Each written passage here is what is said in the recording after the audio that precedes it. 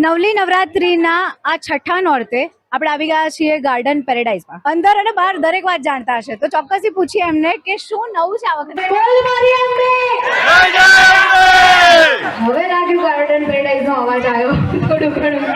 DP news Gujarati આપ સૌનું હાર્દિક સ્વાગત કરે છે ગાર્ડન પેરેડાઇઝના ખેલૈયાઓનું ખાસ કરીને, અને વાત કરીશું આપણે ગાર્ડન પેરેડાઇઝના ગરબા વિશે, આજની વેશભૂષા વિશે. પણ સૌથી મહત્વનું એ છે કે અહીંયા પારંપરિક રીતે ગરબનું સ્થાપન કરવામાં આવે છે, ગરબો મૂકવામાં આવે છે અને માતાજીની આરાધના કરવામાં આવે છે. એ સાથે જ 9 દિવસ નોરતા ઉજવાય છે. લોકો અહીં ઉત્સાહભેર ઉલ્લાસભેર ગરબા રમે છે, ઉજવણી પણ કરે છે. તો ગાર્ડન પેરેડાઇઝની જે પણ ઉત્સાહી બહેનો છે એ સાથે તો આપણે વાત કરીએ જ કરીએ. ચોક્કસથી આવો જાણીએ કે ગાર્ડન પેરેડાઇઝમાં અન્ય નવરાત્રી કરતાં શું નવું છે. સૌપ્રથમ તો આપનું સ્વાગત છે ડીપી ન્યૂઝ ગુજરાતીમાં. નવલી નવરાત્રીની નોરતા એટલે કે માં આદ્યશક્તિનું પર્વ, એમની ઉજવણીનું પર્વ નોરતા 9 દિવસ અમુક લોકો રહેતા હોય છે. ખાસ આજે તમારી સાથે વાત કરીશ. સૌપ્રથમ આપનું નામ બોલો અને તમારી સોસાયટીમાં થતા ગરબા વિશે. મારું નામ રસીલાબેન પ્રવીણભાઈ ચોટિયા. અને આ સોસાયટીમાં તમારા ફ્લેટ્સમાં કેટલા વર્ષથી ગરબા થાય છે? 11 વર્ષ. તો આપણે વાત કરીએ નિમિષાબેન સાથે કે આ સોસાયટીના જે ચેરમેન છે એમના ધર્મપત્ની છે.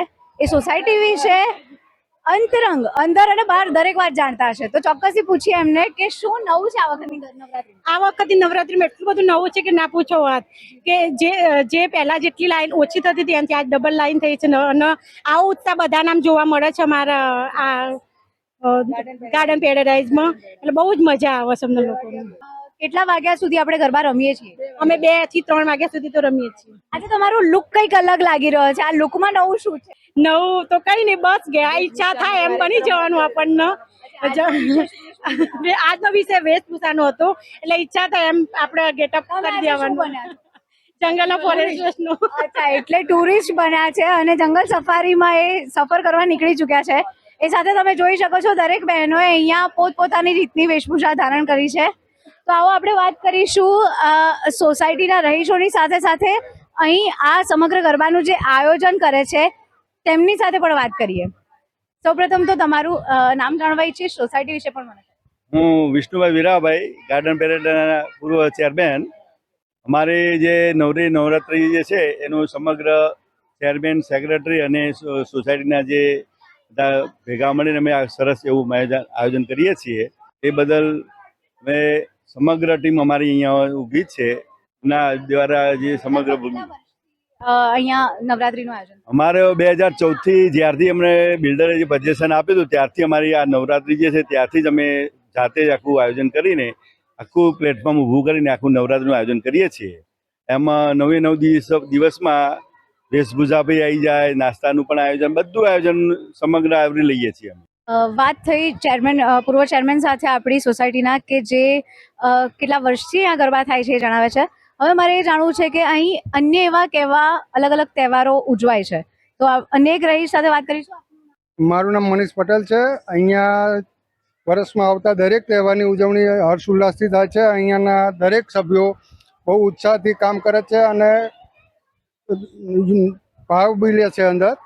જેમ કે નવરાત્રિ છે, જન્માષ્ટમી છે, 15મી ઓગસ્ટ છે, હોળી છે, ગણેશ ઉત્સવ છે. દરેક તહેવાર બહુ હર્ષ ઉલ્લાસથી અમે ઉજવીએ છીએ અહીંયા. જેમ તમે જોઈ શકો છો આપણે બહેનોના અલગ અલગ અટાયર જોયા, અલગ અલગ વેશભૂષા બહેનોએ કરી છે એ જોઈ છે. અહીંયા પણ કંઈક અલગ એવી વેશભૂષા લાગી રહી છે. આપનું નામ જણાવજો અને તમે શું કયો વેશ આજે ધારણ કર્યો છે આ વેશભૂષામાં એ પણ કહેજો. મારું નામ તુષાર રાઠોડ છે અને મેં રબારીનો વેશ ધારણ કર્યો છે. અને છેલ્લા અમે સોસાયટીમાં 9 વર્ષથી આખા ફેસ્ટિવલ ઉજવીએ છીએ અને એમાં અમારી પૂરી સમગ્ર ટીમ અને સાથે અમારા જે સોસાયટીના જે મેમ્બરો છે એનો ખૂબ સાથ સહકાર હોય છે, જેની અંદર બહુ સારો સાથ સહકાર છે, જેના કારણે અમે આટલો ઉત્સવ સારો કરી શકીએ છીએ. સર્કિટ બનીને આવ્યો છું. મારું નામ સુરેશ લવાના છે. જે બહુ હા જે તો સૌથી અલગ કેરેક્ટર છે. સૌથી અલગ કેરેક્ટર છે આ.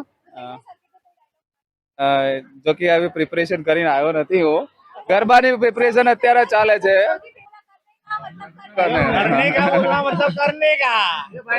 भाई ने बोला मतलब करने का मतलब करने का. બોલે તો મુન્નાભાઈ. એ સાથે જે વેશભૂષા ધારણ કરી છે, સર્કિટનો વેશ ધારણ કર્યો છે, એમણે તો એમનો પોતાનો ડાયલોગ બોલ્યો. અહીં આપણે જોઈ શકીએ છીએ કોઈ વકીલ સાહેબ બનીને પણ આવ્યા છે. તો આજે તમે વકીલ ખાસ સાહેબને બી આપણે કરીને જોડે રાખીએ છીએ. ચોક્કસથી. ગમે ત્યારે કેસ લડવાનું થાય તો વકીલ સાહેબને આપણે જોડે જ રાખીએ છીએ. એટલે આપણે કરતું જવાનું, વકીલ સાહેબ સોલ્વ કરતા જાય બધું. આજે મેં એડવોકેટનો જે વેશ ધારણ કર્યો છે એની પાછળ મારું એક ખાસ એક કારણ છે કે હજુ પણ ભલે ગમે તે છે, કળિયુગ ચાલે છે, પણ હજુ પણ આપણે અહીં ન્યાયતંત્ર હજી જીવિત છે. તો એ સાબિત કરવા માટે, જેમ કે મુન્નાભાઈ કદાચ આપણે જોયું હશે, અને ખાસ સર્કિટ માટે એમણે કીધું કે રોલ પ્લે કર્યો છે. તો એમાં એ છે કે ભલે એમની રીત કદાચ ખોટી હોઈ શકે, પરંતુ એમના વિચારો સાચા છે અને એમની કાર્યક્ષમતા છે કે એ બીજા માટે પણ સારું કામ કરી શકે છે. તો નો ડાઉટ કે એમની રીત કદાચ ખોટી છે, પરંતુ ન્યાયતંત્ર હજુ જીવિત છે. એ પાછળ મારો એ થોટ છે મારો.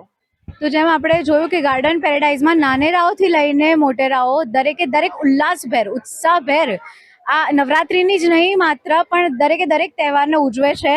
ત્યારે હવે આપણે વેશભૂષા પણ જોઈશું અને વાત કરીએ નાનેરા બાળની, જેમણે અલગ અલગ સ્વરૂપો ધારણ કર્યા છે, એ પણ અમે તમને બતાવીશું. દરેક ખેલૈયાઓને જય અંબે.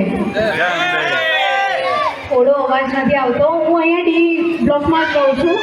પછી તમારી જોડે વાતથી શરૂઆત કરું કે શા માટે હું અહીંયા આવી છું ને આપણે શું કરવાના છીએ. ખાસ આપણી ગાર્ડન પેરેડાઇઝની વેશભૂષા કવરેજ કરવા માટે અમે અહીંયા આવ્યા છીએ.